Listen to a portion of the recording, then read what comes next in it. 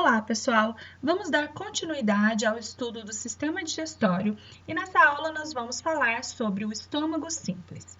O estômago é uma dilatação do canal alimentar que fica posicionado entre o esôfago e o intestino. O estômago pode ser classificado de acordo com o número de câmaras e também de acordo com o tipo de revestimento interno. De acordo com o número de câmaras, o estômago pode ser simples e composto. O estômago simples é aquele que apresenta uma única câmara e é encontrado em equinos, suínos e carnívoros. É o estômago que nós estudaremos na aula de hoje. O estômago composto é aquele que apresenta mais de uma câmara, como é o caso, por exemplo, dos ruminantes, em que esse estômago é dividido em 4 câmaras, sendo elas rumen, retículo, omaso e abomaso. Esse tipo de estômago nós veremos na próxima aula.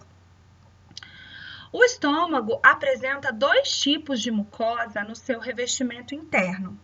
Mucosa aglandular, que é aquela mucosa sem glândulas, então não há secreção de nenhuma substância, e mucosa glandular, que é aquela que apresenta diferentes tipos de glândulas e é responsável pela secreção de HCl e pepsinogênio para realizar a digestão e muco para a proteção da parede do estômago. As diferentes espécies apresentam padrões de distribuição diferentes com relação à mucosa aglandular e glandular. Por exemplo, o carnívoro não apresenta mucosa aglandular. Ele só possui em seu estômago mucosa do tipo glandular. Já os equinos e suínos apresentam parte do estômago simples revestidos por mucosa aglandular e a maior parte revestida por mucosa glandular. Já os ruminantes apresentam os 3 primeiros compartimentos, rumen, retículo e omaso, completamente aglandulares. Esses 3 compartimentos não possuem glândulas, eles não secretam nada. Somente o abomaso, que é o último compartimento, é que possui mucosa do tipo glandular. Então, a secreção de HCl, pepsinogênio e muco só acontece no abomaso. Nós vamos ver esse padrão de distribuição das mucosas, né, para os animais que têm estômago simples na aula de hoje ainda. E para o ruminante, nós voltaremos nesse assunto na próxima aula. Então, hoje nós vamos estudar o estômago simples, que é o estômago encontrado em equinos, suínos e carnívoros. Esse tipo de estômago é responsável pela digestão química e enzimática do alimento, por meio da secreção de HCl, que é o ácido clorídrico, e de pepsinogênio, que é a forma inativa da enzima pepsina. Por que o pepsinogênio é secretado de forma inativa? Porque é uma enzima que digere proteína.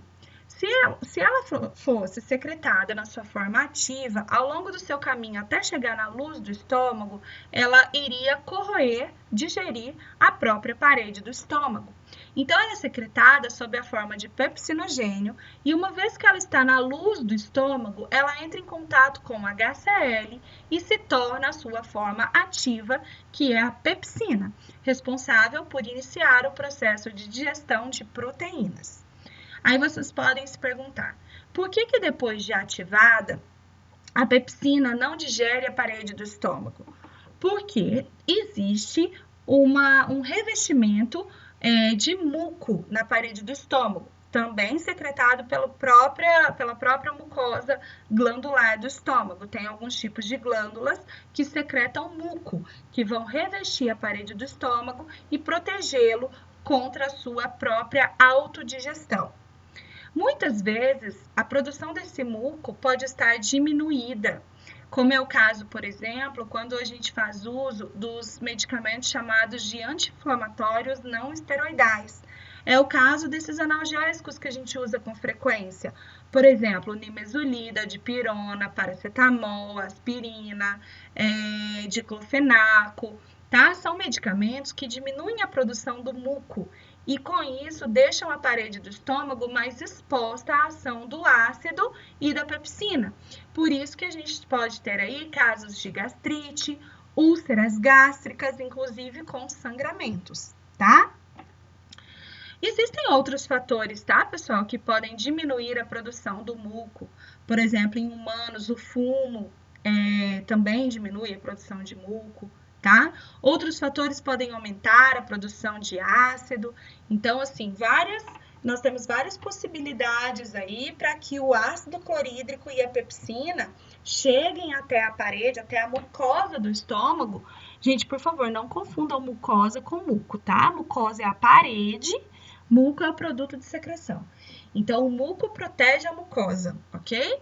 Então, quando o muco está diminuído, essas substâncias podem chegar até a mucosa e causarem aí gastrite, úlceras, tá bom? Como eu disse, vários fatores podem estar envolvidos nesse processo. Muito bem. Observem aqui a capacidade do estômago das diferentes espécies. Olha, equino, 5 a 15 litros, suíno, mais ou menos aqui 6 a 8 litros e cão de 1 a 8 litros. Se a gente relacionar essas capacidades com o tamanho corporal do animal, nós vamos ver que o estômago do equino é um estômago muito pequeno em relação ao tamanho do equino. Comparem, ó, um equino, um animal daquele tamanho, tem um estômago com capacidade de 5 a 15 litros. Se você pega um cão, até 8 litros, vejam aí a diferença, né? Por que o estômago do equino é bem menor em relação ao tamanho corporal quando a gente compara aí com um carnívoro? Vamos pensar aqui no carnívoro primeiro. Que tipo de alimento que esse animal come? Carne, né? Então, onde que a carne vai ser digerida? O início da digestão da carne começa aqui no estômago, por meio da pepsina, que a gente acabou de comentar. Então, o estômago do carnívoro tem uma grande capacidade porque ele realmente inicia aí o processo de digestão do tipo de alimento que esse animal come. Ele é muito importante na digestão desse tipo de alimento, tá? Agora vamos pensar em um herbívoro. O que um herbívoro come? Forragem, certo? O que é a forragem? Então, lembra lá do ensino médio que uma célula vegetal apresenta a parede celular que uma célula animal não tem? Lembra disso? Bom, a parede celular das células vegetais, né, que são as células encontradas no tipo de alimento que esse animal come, apresentam o que a gente chama de carboidratos estruturais, principalmente a celulose, lignina e pectina. Esses carboidratos estruturais, que são as chamadas fibras, tá, possuem ligações entre os carbonos que nenhuma enzima de mamífero é capaz de quebrar. Então, não dá para o animal começar a digestão desse tipo de carboidrato estrutural no estômago, no intestino delgado, tá? Esse tipo de digestão vai ficar a cargo dos micro-organismos presentes, principalmente no intestino grosso, ok? Então, esse tipo de digestão é o que a gente chama de fermentação microbiana. Como que é isso? O micro-organismo vai pegar esse carboidrato estrutural, vai fermentar para utilizar para ele próprio, tá? Ele utiliza em benefício próprio. Durante essa fermentação microbiana, esse micro-organismo vai liberar o que a gente chama de AGV, que são os ácidos graxos voláteis. Por exemplo, propionato, butirato e acetato. Esses AGVs são absorvidos pelo equino, caem na corrente sanguínea, vão até o fígado e o fígado converte em glicose e aí disponibiliza para as células do organismo, tá? Então, a digestão do tipo de alimento que o equino consome é feita basicamente no intestino grosso. O estômago não vai ter um papel importante na digestão desse tipo de carboidrato estrutural. Claro que o animal aqui, por exemplo, uma ração, tá? Um concentrado, tem carboidrato de fácil digestão. Então, esse tipo de carboidrato, aí sim, o animal produz enzimas capazes de digerir, tá? Então, claro que tem outros alimentos que o estômago, o intestino delgado vai realizar a digestão. Mas, se a gente pensar aí, principalmente no animal na natureza, ou enfim, né?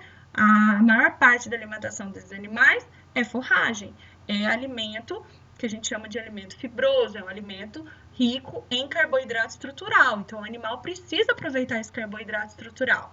Como se ele não tem enzima para isso? Por meio da fermentação microbiana.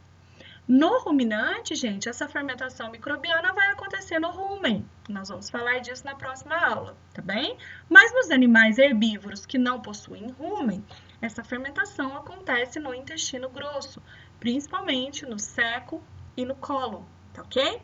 Por isso que o estômago dos herbívoros é menor do que o estômago dos carnívoros, tá bem? Bom, o estômago fica localizado na cavidade abdominal, caudalmente ao fígado e cranialmente às alças intestinais.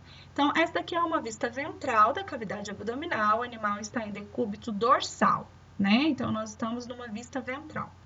Esse número 1 é o fígado, o 2 aqui é o estômago, isso daqui tudo, 5 e 6 é intestino, 6 é mesentério. E o 3 aqui é o baço, aqui é a bexiga, tá? A vesícula urinária. Então, o estômago fica localizado na porção mais cranial da cavidade abdominal. Esta é uma vista caudal da cavidade abdominal. A cabeça do animal está depois da tela e a cauda está próxima de você. Então, observe, então, aqui à esquerda, aqui à direita, tá? Então, observem que aqui está o estômago. Que o estômago está posicionado imediatamente caudal ao diafragma.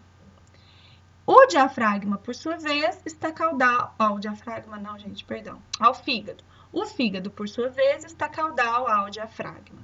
Então, o estômago estabelece contato cranialmente, ou seja, cranial ao estômago, ali na frente, ali, ó, está o fígado e o diafragma. É a mesma coisa que eu dizer que o estômago está caudal ao fígado. Vocês entendem isso? Olha, vamos de novo. O estômago está caudal ao fígado. Portanto, cranialmente ao estômago está o fígado e o diafragma. Deu para entender, né? O estômago também estabelece contato lateralmente à esquerda com a parede abdominal esquerda e com o baço. Esse é o baço. Então, o baço fica posicionado entre o estômago e a parede abdominal esquerda. Nós estudamos o baço na aula de sistema linfático na Nato 1. Então, quem não lembra, volta lá e assiste a parte referente ao baço, tá bem? É um órgão linfóide associado aí com a defesa do organismo, né? Ele também faz a hemocaterese, que é a distribuição de hemácias velhas da circulação, tá? Ele funciona como um reservatório de sangue. Muito bem, então voltem lá e assistam a aula sobre baço. Bom, como vocês podem ver aqui, a maior parte do estômago está posicionada no antímero esquerdo da cavidade abdominal. Apenas o final do estômago, que é chamado de região pilórica, se dirige para o antímero direito, para dar continuidade aqui à primeira alça do intestino, que é o duodeno, tá ok? Caudalmente, o estômago estabelece contato com as alças intestinais. Então, caudal ao estômago estão as alças intestinais, ok? Dessa forma, nós temos duas faces no estômago.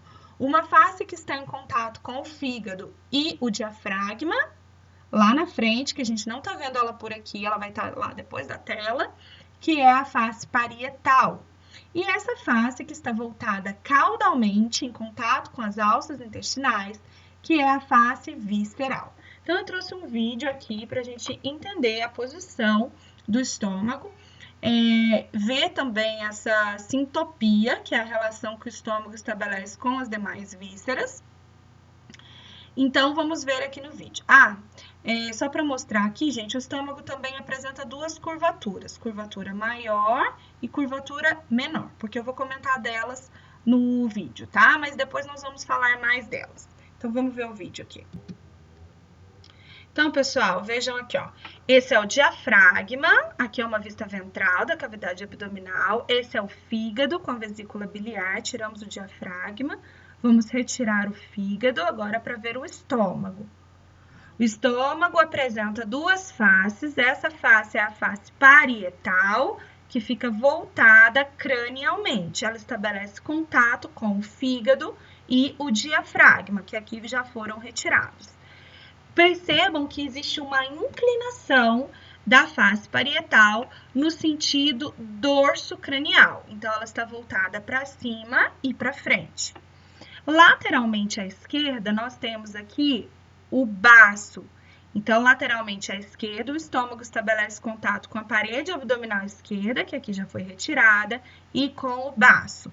Essa é a curvatura maior do estômago e essa é a curvatura menor do estômago. Caudalmente, o estômago estabelece contato com as vísceras intestinais. Então, essa face do estômago que está em contato com as alças intestinais é chamada de face visceral. Nós vamos ver ela girar aqui, ó. Então, estômago, baço, esse é o rim esquerdo. Ah, esse daqui é um aparelho de um cão, tá, gente? Aqui, opa, deixa eu voltar um pouquinho.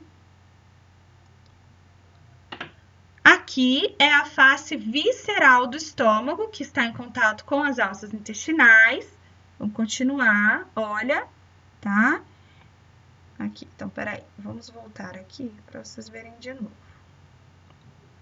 Então, aqui o fígado, isso daqui é a cartilagem tifoide do externo. Vesícula biliar ali, aí vamos retirar o fígado. Agora, eu vejo a face visceral do estômago, que é inclinada no sentido dorso-cranial, logo a face visceral, aqui eu falei visceral, é parietal, tá? Face parietal, inclinada dorso-cranialmente. Face visceral, inclinada ventrocaudalmente. Continuando, aqui a curvatura maior, baço, então, estômago, curvatura maior, baço, rim esquerdo. Aí, agora, alças intestinais aqui, face visceral, porque está em contato com víscera, está em contato com alça intestinal, tá bem? Beleza. Aqui é um estômago de equino. Percebam aqui, olha, a curvatura maior em contato com o baço, esse é o baço do equino. Aqui a curvatura menor, esse é o esôfago, tá? O comecinho do duodeno tá aqui. Essa face aqui é a face parietal, que fica voltada cranialmente, em contato com fígado e diafragma. A outra face eu não tô vendo aqui, porque o baço está encobrindo, tá bom? A face visceral eu não tô vendo nessa imagem. Muito bem. Então, como eu disse para vocês, o fígado tem... o estômago tem duas faces. A face parietal, que fica voltada crânio-dorsalmente, em contato com o fígado e o diafragma. E a face visceral é essa daqui, olha, como que eu sei que essa é a face visceral? Porque aqui está o esôfago, então a cabeça do animal está para lá e a cauda está perto de você. A cabeça está depois da tela e a cauda está perto de você. Então, aqui é a esquerda, aqui é a direita. Então, essa é uma vista caudal, essa maior parte do estômago fica à esquerda do animal e essa parte afunilada fica à direita, tá? Antímero esquerdo, antímero direito. Então, essa é uma vista caudal. Se essa é uma vista caudal, essa é a face que fica em contato com as alças intestinais. Portanto, essa é a face visceral. Face visceral é inclinada no sentido ventrocaudal, para baixo e para trás, tá bom? Muito bem. O estômago tem uma entrada e uma saída. A entrada é chamada de cárdia e a saída é o piloro. Então, onde o esôfago chega no estômago é o cárdia. Gente, muita atenção aqui. Tá? Não vai me botar uma letra C aqui, porque daí vira algo do coração. É cardia, tá? Cárdia é a entrada do estômago. É onde o esôfago chega no estômago. Muita atenção. Em qualquer espécie, quando o esôfago chega no estômago, é a região cárdia. Isso vai ser importante vocês lembrarem lá no caso do ruminante, que tem 4 compartimentos. Onde vai ser o cárdia? Na primeira câmara, no rumen, tá bom? Já o piloro é a saída do estômago. Depois do piloro vai vir aqui o duodeno, que é a primeira porção do intestino. Então, onde vai ser o piloro, por exemplo, lá no ruminante? Lá no abomaso, que é a última câmara. Entenderam? Então, cárdia é a entrada do estômago, piloro é a saída do estômago. Muito bem. Como que eu faço para identificar onde é o cárdia e onde é o piloro? Eu noto que vocês costumam confundir o esôfago com o duodeno. Olha só, pessoal, é fácil ver. O esôfago chega no estômago nessa porção dilatada aqui do estômago, tá vendo? Ó, tem uma dilatação grande aqui do estômago. Já o duodeno vai sair do estômago na região que o estômago afunila. Ó, aqui ele tá afunilando. Então, aqui é o piloro e aqui é o cárdia. Vamos ver aqui numas imagens, mesmo que a imagem não seja com essa finalidade. Por exemplo, olha, aqui é o esôfago. Ele tá chegando nessa parte bem dilatada do estômago. Então, aqui é o cárdia. Aqui já tá afunilando, tá vendo? Então, aqui é o piloro. Aqui já vai ser o duodeno. Olha aqui nessa imagem. Por exemplo, aqui, ó, esse é o esôfago, chegando aqui nesta parte mais dilatada do estômago, então aqui é o cárdia. Agora aqui, olha, já está afunilando e aqui vai sair o duodeno, então aqui é o piloro, tá? Aqui, esôfago, então aqui é o cárdia. Aqui tá afunilando, então aqui é o piloro e esse é o duodeno. Mesma coisa aqui, ó, esôfago, porque chegou nessa parte dilatada, então aqui é o cárdia. Aí aqui afunilou, então aqui é o piloro e aqui é o duodeno. Deu para entender? Então, não confundam o esôfago com o duodeno. Eu noto que tem muita confusão. Às vezes vocês não conseguem posicionar o estômago porque não sabem onde é o esôfago e onde é o duodeno. Então, olhem onde tem essa dilatação aqui do estômago e olha onde está afunilando para sair o duodeno, tá bom?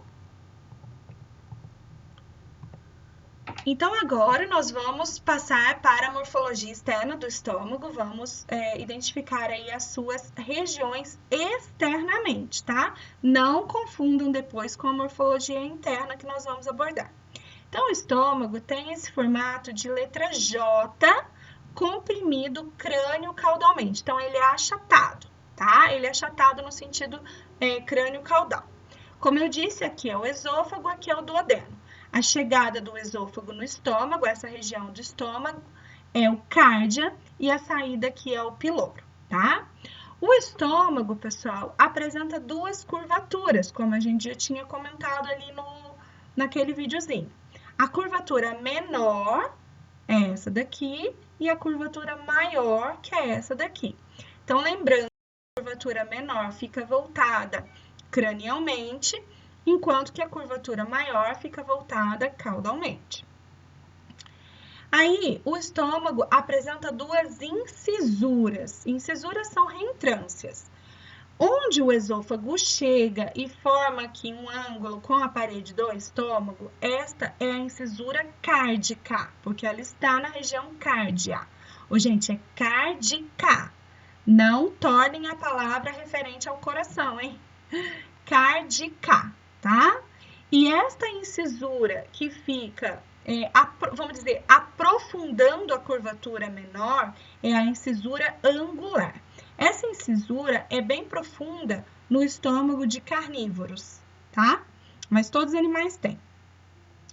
E aí chegamos nas regiões do estômago. São 3 regiões que o estômago é dividido. Então, vejam, essa porção mais dilatada aqui, a primeira porção do estômago, é o fundo. Esta maior parte aqui, ó, é o corpo. E esta região que começa a afunilar é a região pilórica. A região pilórica, por sua vez, é dividida em antro pilórico, que é a porção mais dilatada, e canal pilórico, que é a porção afunilada. Comparem isso daqui com um funil mesmo. Olha, a porção mais larga é o antro e a porção que é bem afuniladazinha mesmo, é o canal, tá? Antro pilórico, canal pilórico. Então, de novo, ó, fundo do estômago, corpo do estômago e região pilórica, com antro e canal pilóricos, tá bem? Então, vejam aqui, esse é um estômago de equino, esse é um estômago de suíno. Vamos identificar primeiro as regiões para depois a gente falar das particularidades de cada espécie. Então, aqui está o esôfago e aqui está o duodeno. De novo, como que eu identifico? Ó, esôfago, duodeno. O esôfago vai chegar próximo ao fundo do estômago, tá? Aquela porção bem dilatada. Ó, porção bem dilatada. E o duodeno vai sair na região afunilada, que é o piloro, ó, duodeno. Aqui afunilado é o piloro. Então, vamos lá. Aqui no equino, aqui é o fundo, corpo e região pilórica, aqui no suíno. Fundo, corpo e região pilórica, tá? Agora vamos observar as duas particularidades de cada espécie, né? Então, aqui na região de fundo do estômago, o equino apresenta uma dilatação, vamos dizer, a mais, é uma dilatação maior, tá vendo? Olha. Só que isso, gente, só dá para ver no estômago cheio. Quando o estômago tá vazio, é mais difícil identificar essa grande dilatação aqui. Então, essa dilatação que aqui está como número 3 é chamado de saco cego do estômago, tá? Então, esse é o saco cego do estômago, é uma dilatação do fundo do estômago dos equinos. A particularidade da morfologia externa dos equinos. Já os suínos apresentam uma pequena dilatação sob a forma de um divertículo. Vocês já sabem que o divertículo é uma estrutura que tem um fundo cego também, mas ele aqui é pequeno, é diferente desse, bem diferente, que é chamado de divertículo gástrico ou divertículo ventricular. Ventrículo é uma câmara, tá? Então, o estômago também é chamado de ventrículo, tá? Então, essa dilatação aqui é o divertículo gástrico ou divertículo ventricular, presente no fundo do estômago dos suínos. É uma particularidade deles, tá bom? Aí vocês perguntam, tem funções específicas? Não. Não difere do restante da função do estômago, tá bom? Não difere. É só uma particularidade mesmo da espécie. É uma variação anatômica. Aqui é o fundo, aqui é o corpo e aqui é a região pilórica, com antro e canal, ok? Muito bem. Agora vamos falar sobre a estrutura da parede do estômago, pessoal. Entrando rapidamente aqui um pouquinho na histologia. Então, vejam. Aqui tá de interno para externo, tá? E aqui a ordem é a mesma, ó. Então, a camada mais interna do estômago é a mucosa. Essa é a mucosa. Que, como eu disse no começo da aula, pode ser do tipo aglandular, que é sem glândulas, ou glandular, que é o exemplo desta imagem, cheinho de glândulas. Depois vem uma túnica submucosa, aí vem uma camada muscular, lembrando que a musculatura é musculatura lisa, então é aquela que apresenta controle lento e involuntário. É controlado pelo sistema nervoso autônomo, simpático e parasimpático, tá?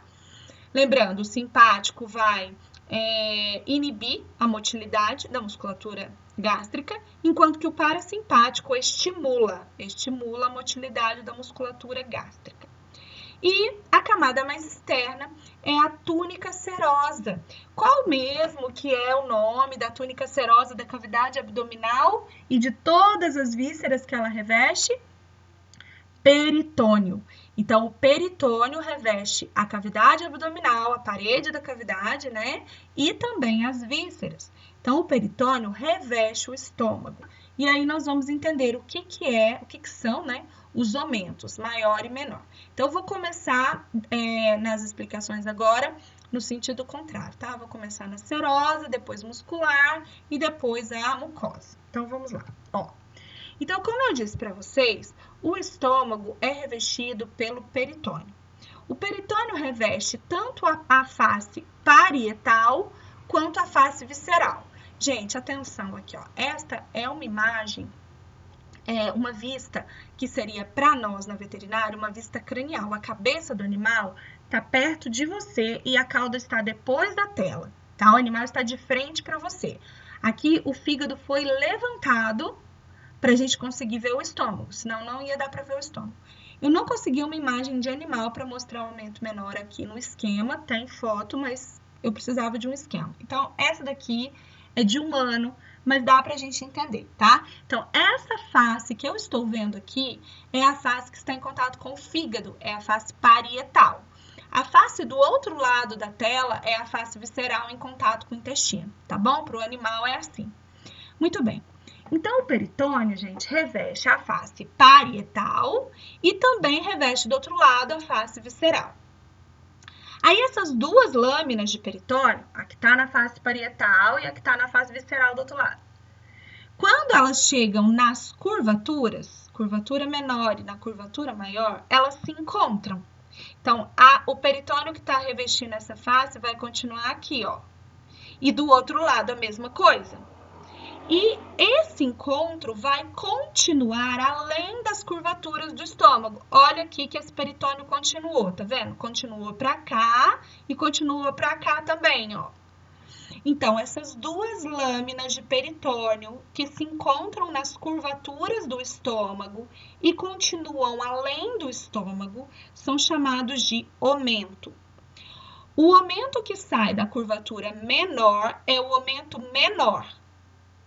E o omento que sai da curvatura maior é o omento maior. Aqui ficou só maior, eu tenho que mudar aqui. Aumento menor é maior, né? Porque eu estou mostrando os dois. Muito bem. Então, de novo. O aumento que se continua além da curvatura menor, então ele sai da curvatura menor e ele se dirige ao fígado, tá vendo aqui? Ele se prendendo no fígado, é o aumento menor. O aumento maior é aquele que sai da curvatura maior do estômago, então vejam nessa imagem agora, isso daqui é de cão, vista ventral da cavidade abdominal. Aqui eu tenho fígado, estômago, baço, esse daqui é uma alça do duodeno, que é a primeira porção do intestino. Aqui eu tenho as alças intestinais e aqui a vesícula urinária, que é a bexiga. Então, vejam que revestindo as alças intestinais, nós temos essa estrutura, essa lâmina serosa, parece uma renda, olha, tá vendo? Que sai da curvatura maior do estômago. Esse é o aumento maior. Então, o aumento maior sai da curvatura maior do estômago, reveste as alças intestinais e se prende na entrada da pelve, tá ok? Então, vamos ver fotos aqui, ó. Então, esse daqui é um aparelho, é um trato digestório do suíno. Aqui, só que tá fora da cavidade, né, gente? Mas dá pra gente entender. Aqui é o fígado com a vesícula biliar, esse é o estômago, aqui são as alças intestinais. E isso que parece aqui uma renda são os omentos, ó. Saindo da curvatura menor do estômago, esse é o omento menor. Vejam que ele se prende no fígado. Saindo da curvatura maior, esse é o aumento maior. Ele vai revestir as alças intestinais e vai se prender na entrada da pelve. Aqui, como retirou da cavidade abdominal, teve que cortar o aumento maior, tá? Esse aqui é um de suíno.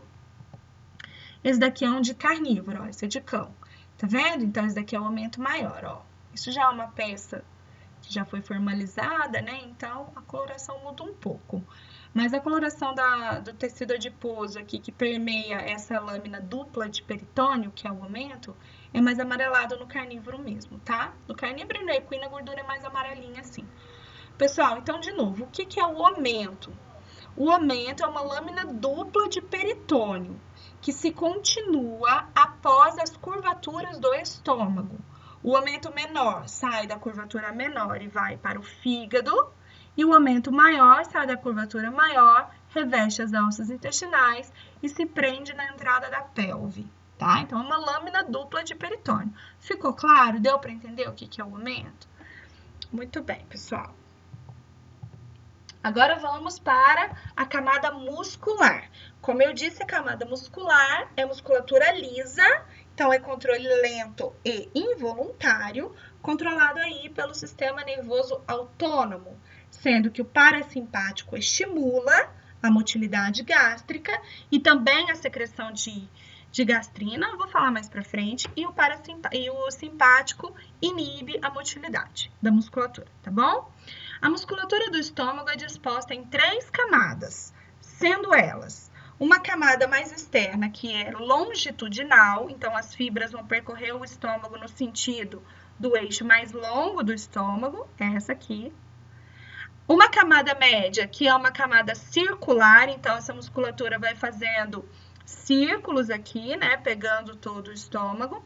E é essa camada circular que quando chegar aqui na região pilórica, ela vai espessar e virar o esfíncter pilórico.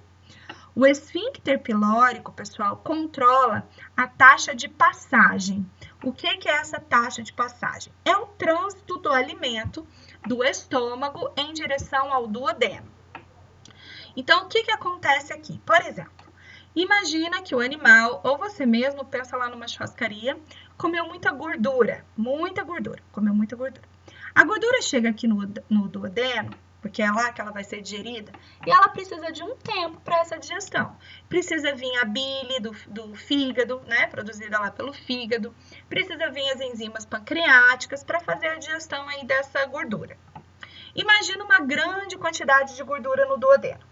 Aí o duodeno fala assim pro estômago, peraí, não tô dando conta de digerir tudo isso. Segura a mão aí um pouco, não manda alimento para cá mais não, que eu preciso digerir isso aqui primeiro. Como que o duodeno faz esse aviso? Por meio de hormônios. Tem um hormônio, por exemplo, que atua exatamente nesse caso, que é a colecistoquinina. Ela é liberada quando tem muita gordura no duodeno, ela é liberada e vai para o estômago e faz o que ela no estômago? Manda contrair o esfíncter pilórico. Então, o esfíncter pilórico contrai, fica bem fechadinho e aí diminui a velocidade do esvaziamento gástrico.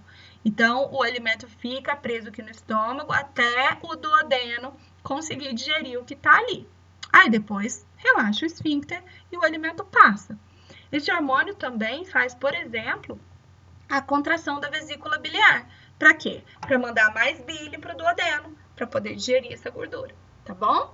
Então, gente, o esfíncter pilórico controla a taxa de esvaziamento gástrico. Ele controla essa taxa de passagem, o trânsito do alimento do estômago em direção ao duodeno.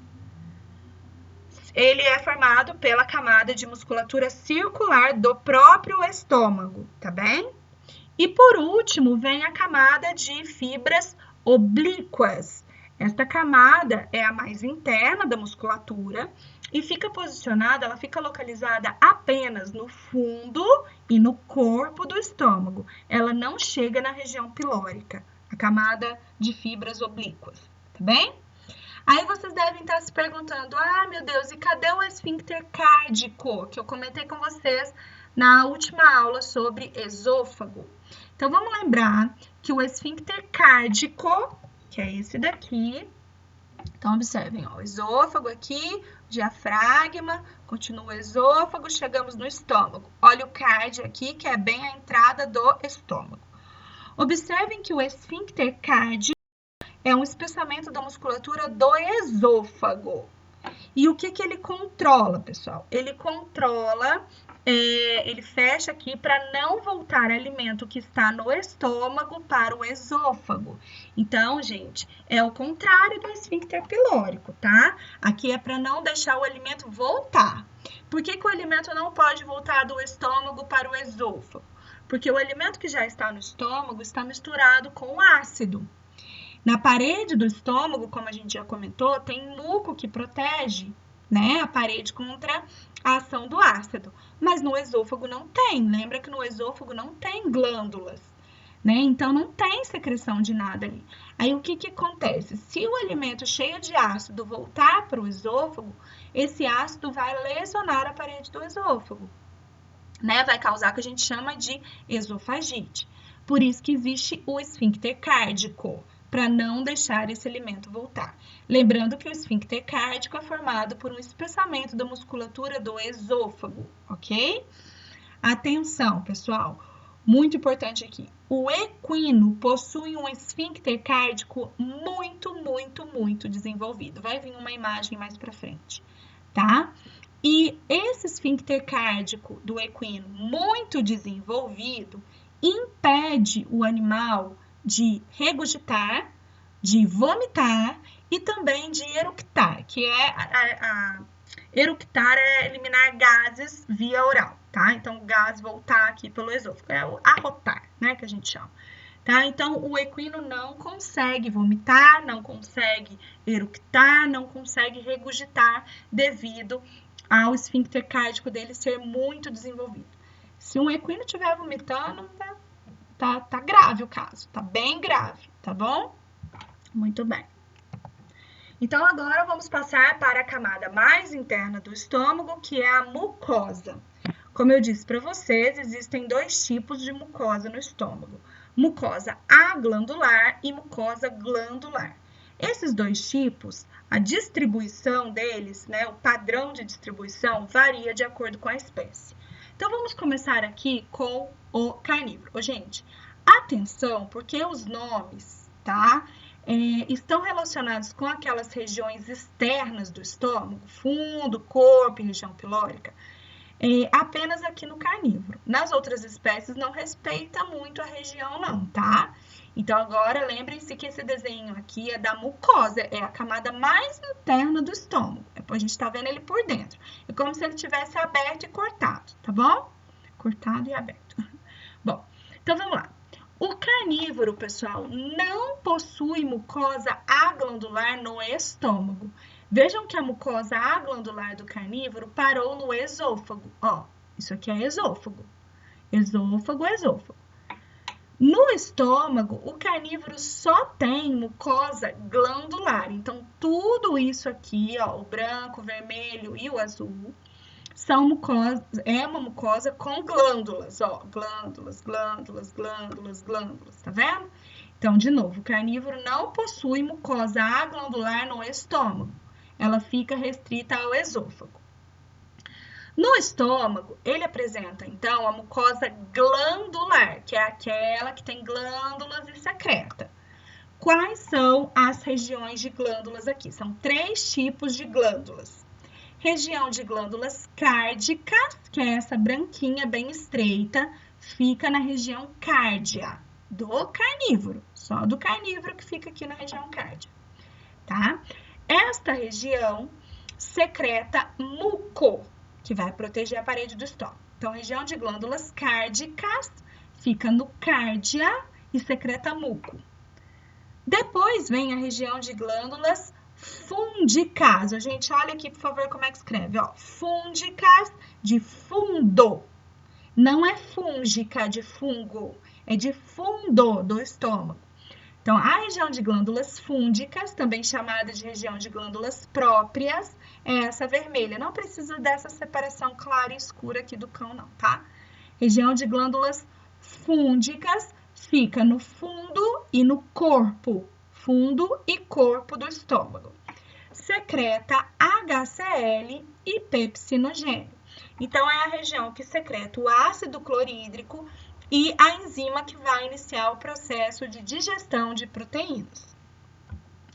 Depois vem a região de glândulas pilóricas, que é essa azul, que fica na região pilórica mesmo, e também secreta muco, igual a região de glândulas cárdicas. Então, de novo, ó, região de glândulas cárdicas, branquinha, na região cárdia mesmo, secreta muco. Região de glândulas fúndicas, que fica no fundo e no corpo, secreta HCl e pepsinogênio. E região de glândulas pilóricas, que fica na região pilórica e secreta muco, igual à região de glândulas cárdicas. Esse é o estômago do carnívoro. Agora vamos para o estômago do suíno. Observem que a região aglandular, que é aquela que reveste esôfago, entra no estômago do suíno. Ela entra, mesmo que pouquinho, olha aqui, bem pouquinho, mas ela entra. Então, a região cárdia tem mucosa aglandular, não secreta nada. Aí o suíno, gente, é a única espécie que tem uma grande área de glândulas cárdicas. Vejam que a região de glândulas cárdicas do suíno não fica no cárdia. Muito cuidado com o nome das glândulas e com o nome da região do estômago, tá? Aquela divisão externa que a gente falou. Então, gente, o suíno é a única espécie que possui uma grande área de glândulas cárdicas. Onde que essas glândulas ficam no suíno? Ficam no fundo e no corpo do estômago, parte do corpo, tá? Essa região, novamente, secreta muco. Depois vem a região de glândulas fúndicas, que fica no corpo do estômago e já no comecinho da região pilórica, tá vendo? Então, fica no corpo do estômago. Essa região de glândulas fúndicas secreta HCl e pepsinogênio. A região de glândulas pilóricas fica realmente na região pilórica e secreta muco, igual à região de glândulas cárdicas. Equino. Olha o tamanhão da área aglandular do estômago do equino. É bem grande, tá vendo? Todo o saco cego todo o fundo do estômago do equino é mucosa sem glândula nenhuma. Não tem glândula aqui, mucosa aglandular. Depois vem uma faixa estreita de glândulas cárdicas, já misturado aqui com as glândulas pilóricas, ó. Então, vem uma faixa contornando a área aglandular, vem uma faixa de mais ou menos ali 1 centímetro, tá? Circundando a área aglandular, vem essa faixa de glândulas cárdicas que secretam muco. No corpo do estômago fica a região de glândulas fúngicas, que secreta HCl e pepsinogênio, e na região pilórica ficam as glândulas pilóricas, que secretam novamente muco, ok?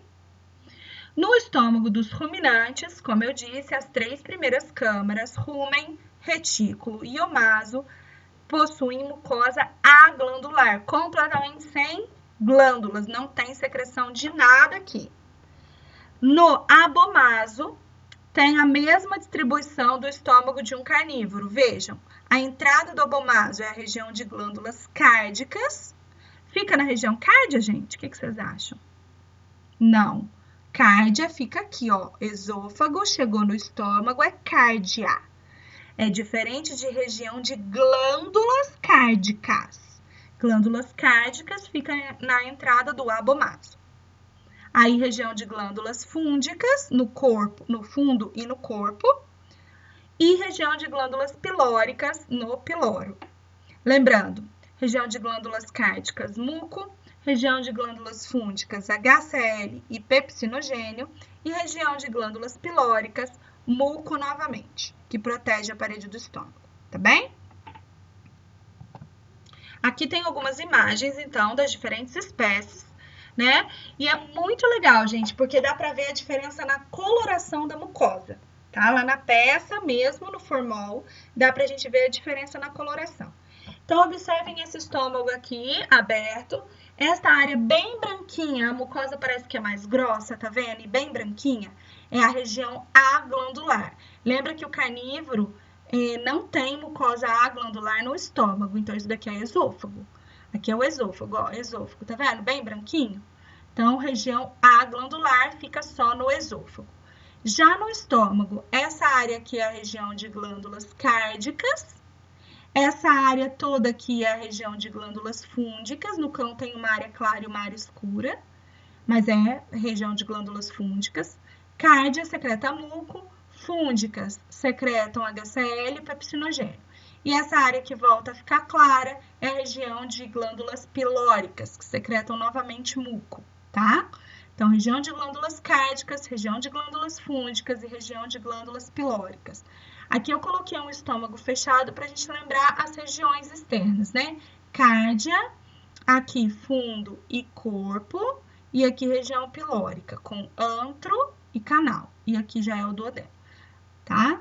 Aqui no estômago aberto, esse tipo de conservação aqui não permite, né, a diferença na coloração da mucosa, mas aqui é o esôfago, olha o esfíncter cárdico aqui, para não deixar o alimento voltar para o esôfago. Aqui é o fundo, corpo, região pilórica com antro e canal, e esse aqui já é o duodeno. Aqui, região aglandular no esôfago. Aqui na região cárdia ficam as glândulas cárdicas. Aqui ficam as glândulas fúngicas e aqui ficam as glândulas pilóricas. Aqui, novamente, o estômago de cão aberto, né? O esôfago. Olha o esfíncter cárdico. Aqui é o cárdia com glândulas cárdicas. Aqui é o fundo e o corpo com as glândulas fúngicas. E aqui é a região pilórica com as glândulas pilóricas. Aqui já é o duodeno. Esse é o esfíncter pilórico, que controla a taxa de esvaziamento gástrico. Esse é um estômago de gato, fechado e aberto. Então, esôfago, aí cárdia, fundo, corpo, região pilórica, com antro e canal. E aqui já é o duodeno. Peraí, deixa eu ver direitinho aqui. É aqui, né? Já é o duodeno aqui, ó, tá? Aqui é o canal pilórico. Aqui é o estômago aberto. Então, aqui é o esôfago. Olha a mucosa mais clarinha, parece mais grossa. Então, é a glandular. Aqui é a região de glândulas cárdicas. Aqui é a região de glândulas fúngicas. e aqui a região de glândulas pilóricas. O estômago do suíno é muito legal, é o que dá mais diferença na coloração da mucosa, gente. Costumo sempre usar ele na prova prática, vejam. Então, esôfago, aqui só para lembrar o divertículo gástrico, a região da entrada do esôfago é o cárdia. Então, aqui nessa imagem é ali, ó, aqui é o cárdia, tá? Vejam que dentro do estômago, na região cárdia do estômago, ó, aqui, ó, tem mucosa aglandular no suíno, diferente do carnívoro, aqui tem mucosa aglandular. Essa área mais clarinha e a mucosa parece mais grossa. Depois, lembrem que o suíno é o único que apresenta uma grande área com glândulas cárdicas, que é essa área rosa clara, tá vendo? Ó, tudo isso daqui são glândulas cárdicas. Depois, essa área mais escura são as glândulas fúndicas, que secretam HCl e pepsinogênio, e aqui as glândulas pilóricas. Glândulas cárdicas e glândulas pilóricas secretam muco. O suíno tem uma particularidade, gente, no canal pilórico. O suíno e o ruminante. Lá no abomaso do ruminante, isso daqui também vai aparecer. Isso chama toro pilórico. Tem uma foto mais próxima, olha. Então, no canal pilórico do suíno e dos ruminantes, existe uma elevação. No suíno é maior, tá? Do que do ruminante é pequeno. Do suíno é bem grandão.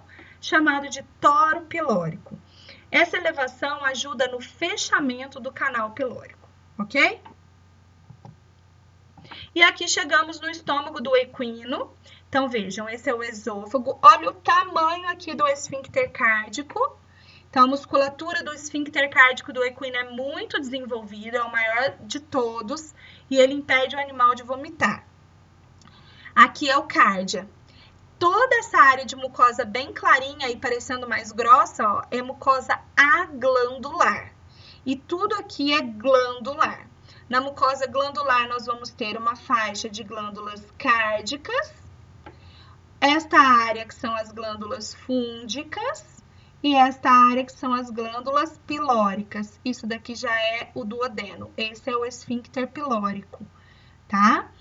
Observem que o equino apresenta uma outra particularidade, que é esta margem que divide a área aglandular da área glandular. Então, vejam, mucosa aglandular e aqui mucosa glandular, é bem diferente, né? Esta margem cheia de elevações aqui, ó, é chamada de margem pregueada, ou um nome que eu particularmente acho muito mais bonito, margoplicatus. Margoplicatus, então, é esta margem, mas pode chamar, tá, gente, de margem pregueada.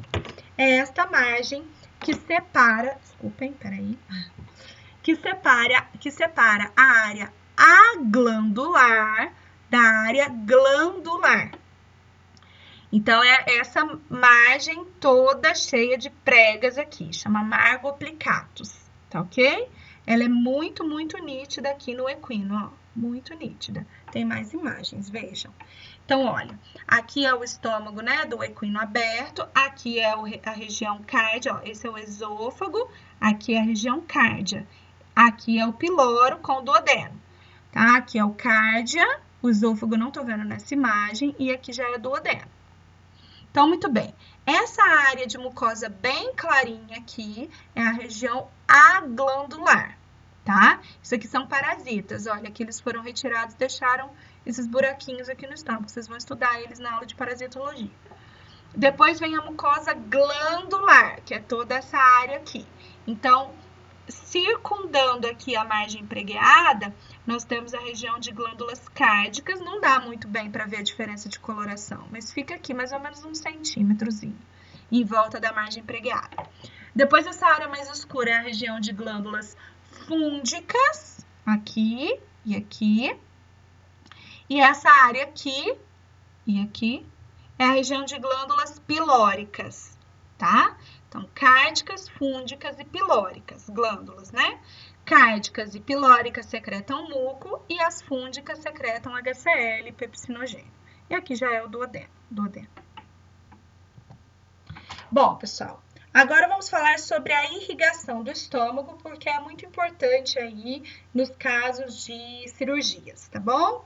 Então vejam, gente, a irrigação do estômago é feita por uma artéria chamada de artéria celíaca. Artéria que vai para o estômago, também vai para o baço e também vai para o fígado, que aqui não está representado. Então, a artéria celíaca vai ter 3 ramos importantes: a esplênica, a gástrica e a hepática. Mas antes vamos falar de onde ela vem.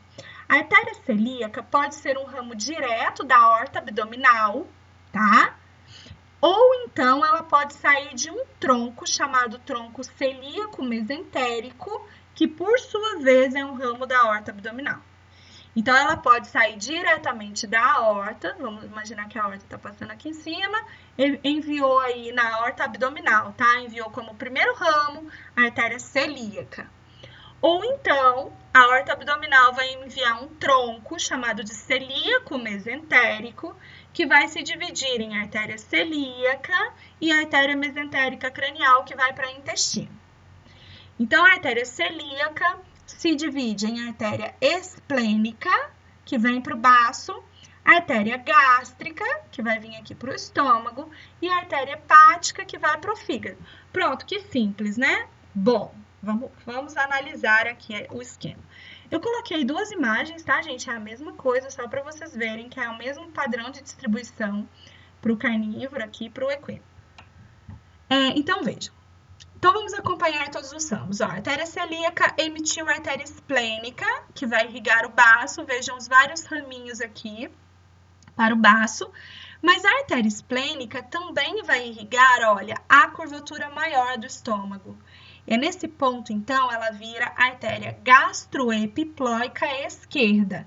Porque lembra que baço, fundo e corpo de estômago estão no antímero esquerdo. Região pilórica está no antímero direito. Então, quando a artéria vira aqui para o antímero direito, ela passa a se chamar gastroepiploica direita. Observem que existe uma anastomose aqui com a artéria hepática, tá? Agora, vamos observar a artéria gástrica. Essa é a gástrica esquerda, quando ela vira para o outro lado, gástrica direita. Também faz anastomose aqui com a hepática. E essa é a artéria hepática que vai para o fígado, ok? A artéria hepática vai emitir ramos para o fígado e também para o pâncreas e o duodeno. Muito bem, pessoal. Observem, primeiro, que existe uma grande quantidade de anastomoses nesta região. Por que existem várias anastomoses no sistema digestório?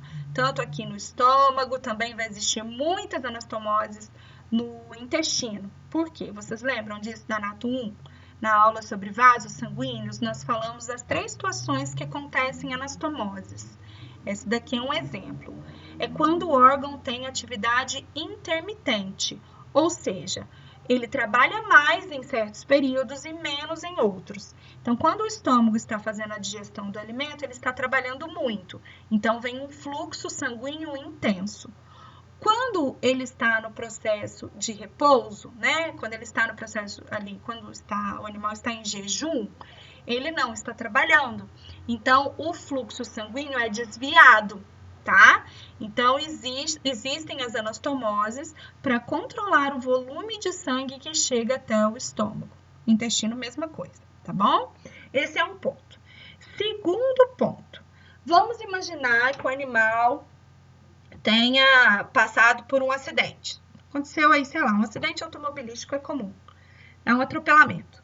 E rompeu o baço. O baço, a gente sabe que funciona como um reservatório de sangue. Então, uma ruptura de baço vai levar a um quadro de hemorragia interna. Então, o que é feito? É feita a esplenectomia, que é a retirada do baço. Para você fazer a esplenectomia, você precisa ligar os vasos que vão irrigar o baço. Ligar, gente, atenção, eu acho que eu já falei isso, mas eu vou falar novamente. Ligar não é pegar um vaso e ligar no outro, não, tem nada a ver. Ligar é fechar o vaso, é fechar, interromper o fluxo sanguíneo, porque se você deixar esse vaso aberto e tirar o baço, vai ter hemorragia, o sangue vai vir aqui e vai extravasar. Então, você precisa fechar os vasos sanguíneos que estão indo aqui para o baço, tá? Isso a gente fala ligar. Então, para fazer a esplenectomia, você precisa ligar as artérias que irrigam o baço. Então, eu pergunto para vocês, qual artéria vocês iriam ligar num caso de esplenectomia? Aí tem um monte de gente aí respondendo a artéria esplênica. Ah, beleza, eu vou ligar a artéria esplênica. Se eu fechar a artéria esplênica, o que vai acontecer? Beleza, eu posso retirar o baço, ok? Só que vejam que você vai interromper toda essa vascularização aqui da curvatura maior do estômago, tá vendo? E aí vai causar uma necrose no estômago. Então, você não pode ligar a artéria esplênica. Você tem que vir aqui, ó, e ligar cada um desses raminhos que chegam até o baço. Cada um deles individualmente. E aí sim você retira o baço. E aí você não compromete a vascularização do próprio estômago, tá? Então, esse é um dos motivos pelo qual é importante conhecer aí a vascularização do estômago. Um outro motivo é o caso de uma dilatação volvulogástrica, que é quando o estômago dilata muito e torce. Isso acontece em cães de grande porte que se alimentam uma vez ao dia com muita voracidade. Eles comem muito rápido, eles engolem o ar junto. Depois de se alimentar, eles bebem muita água ou então fazem muito exercício. Isso produz muito gás dentro do estômago e ele dilata muito e torce. Tá? Isso é uma emergência e se não atender rápido, o animal morre, porque ele entra em choque. Por quê, gente? Então, eu quero que vocês pesquisem isso. Eu acho que eu vou fazer isso como um trabalhinho, tá bom? Então, eu quero saber quais são as artérias que vão ficar comprometidas num caso de dilatação volvulogástrica. Quais são os vasos sanguíneos, porque não são só artérias, são artérias e veias. Vou dar um exemplo. Por exemplo, essas artérias aqui, ó, gastroepiploicas, tá? Tanto a esquerda quanto a direita. Elas podem se romper durante essa dilatação volvulogástrica, porque elas começam a ficar muito esticadas e podem se romper. Outros vasos vão ser comprimidos. Eu vou mostrar uma imagem aqui e vocês já vão pensando aí, tá bom? Então, conhecer a vascularização do estômago é extremamente importante em diversas situações clínico-cirúrgicas, tá bem? Muito bem, então aqui é do equino, gente, mas é a mesma coisa, artéria celíaca, aí pro baço vem a esplênica, que vira gastroepiploica, aqui é a gástrica e aqui é a hepática, né? Lembrando das anastomoses aí, devido à atividade intermitente do órgão. E a drenagem? Como que é feita a drenagem sanguínea do sistema digestório? Tem que lembrar da aula da Anato 1 sobre vasos sanguíneos, onde eu falo sobre circulação portal. O que acontece aqui, pessoal? Na circulação portal, o que é a circulação portal? São, né, duas redes venosas, ó, essa rede venosa aqui e essa rede venosa do fígado, interligadas por uma veia porta. Isso acontece em duas regiões do corpo, circulação porta hepática, que é essa, e circulação porta hipofisária, que é aquela que leva o sangue da hipófise, perdão, do hipotálamo para a hipófise, que a gente comentou na aula de órgãos endócrinos, tá? Por que acontece a circulação porta hepática? Veja bem, imagina que aqui no sistema digestório está acontecendo a digestão e absorção dos nutrientes, né? Então, os nutrientes absorvidos precisam ir para o fígado para serem metabolizados. Qual que seria o caminho normal se não existisse uma veia porta para levar esse sangue para o fígado? O caminho normal seria esse sangue cair na veia cava caudal, voltar para o coração, chegar no átrio direito, passar para o ventrículo direito, aí do ventrículo direito sai pelo tronco pulmonar, vai para o pulmão, oxigena o sangue, volta até o átrio esquerdo, vai para o ventrículo esquerdo e aí sim é distribuído para todo o corpo. Vai chegar no fígado, aí que ia metabolizar os nutrientes. É uma volta muito grande, sendo que o fígado está ali do lado. Então, existe um atalho, pensem assim, existe um corta-caminho para levar esses nutrientes para o fígado, porque é lá no fígado que os nutrientes serão metabolizados e distribuídos para o corpo. Então, as veias que fazem a drenagem do sistema digestório, do baço também, tá? Apesar do baço ser do sistema linfático. Então, do baço, do estômago, das alças intestinais, do pâncreas também, apesar que aqui não está representado, mas do pâncreas também. estas veias vão desembocar na veia porta hepática. Essa veia entra no fígado e deixa os nutrientes no fígado para serem metabolizados, ok? Então, a veia porta hepática recolhe o sangue do sistema digestório e leva para o fígado de forma direta, sem precisar fazer todo aquele trajeto da circulação sistêmica e pulmonar, tá bom? Então, a drenagem do sistema digestório é feita pela veia porta hepática. Claro que tem o nome das veias que saem de cada órgão, desembocando na veia porta hepática. Então, tem veia gástrica, tem veia esplênica, tem veia aí das diversas porções do intestino, como veias cólicas, veias jejunais, veias secais. Então, é de acordo com a porção do intestino, né? Que recolhe o sangue do cólon, veia cólica. Que recolhe o sangue do jejuno, veias jejunais. E assim vai, tá bom? Então, aqui tem outro esqueminha da drenagem. Observem aqui, ó, tanto a drenagem do estômago, do pâncreas, das alças intestinais, todas essas veias, olha, desembocam nesta veia que é a veia porta hepática. Ó, essa é a veia porta hepática. Tá vendo? Olha, todas elas vêm para cá, mesentérica, ó, aqui a veia gástrica, tá vendo? Então, muito bem. Aí, a veia porta hepática entra no fígado, ramifica lá dentro, deixa os nutrientes. Quem que recolhe CO2 do fígado e metabólitos, aí sim é a veia cava caudal. A gente vai falar disso na aula de fígado, tá bom? Muito bem. E agora, para a gente entender aqui, finalizar nossa aula, vamos falar sobre a inervação do estômago. Então, o estômago recebe inervação do sistema nervoso autônomo, que é aquele responsável pela via motora visceral, lembra disso? Via motora visceral, e é dividido em parasimpática e simpático. O parasimpático é aquele que atua no momento de repouso. Então, por exemplo, a digestão é feita no momento de repouso e não no momento que o animal precisa lutar ou fugir, como é o caso do simpático, né? Então, o parasimpático vai atuar fazendo o quê? Ele vai estimular a motilidade do estômago e também vai estimular a secreção de gastrina, que é um hormônio secretado pela própria parede do estômago e atua estimulando a secreção de HCl pelo estômago, tá? Então, o parasimpático estimula tanto a motilidade quanto a secreção de HCl pelo estômago. Como que a inervação parasimpática chega no estômago? Por meio do nervo vago. Lembra que o nervo vago é um nervo craniano, ele sai do tronco encefálico, especificamente do bulbo, desce pelo pescoço, olha.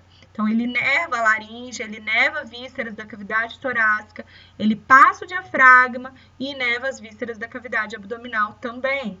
Lembra que ele é o principal nervo do sistema nervoso parasimpático. Então, o nervo vago se divide em dois troncos, tronco vagal dorsal e tronco vagal ventral, e os dois troncos enviam seus ramos ao estômago, tá bem? E a inervação simpática?